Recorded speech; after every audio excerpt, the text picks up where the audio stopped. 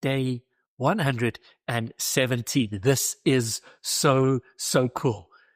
The books of Matthew, Mark, Luke, John, and now the Acts of the Apostles done. You have read them all. Congratulations. And we are carrying on to 260. Next up are the epistles. Those are the letters written by the apostles.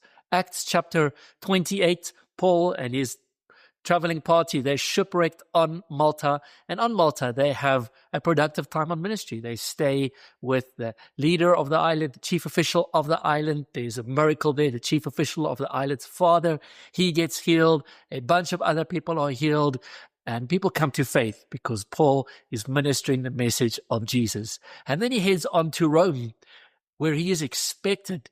3 years prior to this, he has written his letter to the Romans. So he's never been there in person, but his message, his ministry has come through his letter, the next letter that we are going to read in the 260 challenge.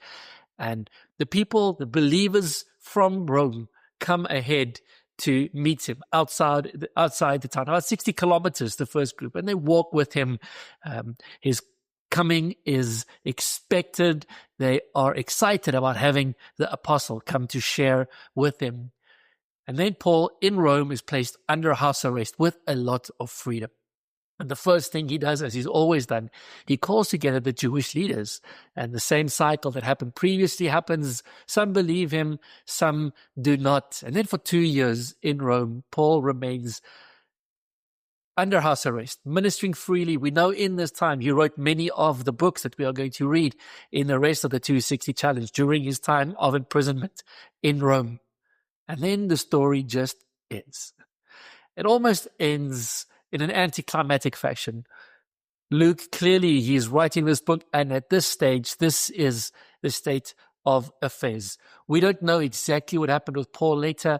Church tradition and some other writings tell us that he was freed from this initial imprisonment, and then a few years later, he was taken captive again and martyred. He was executed.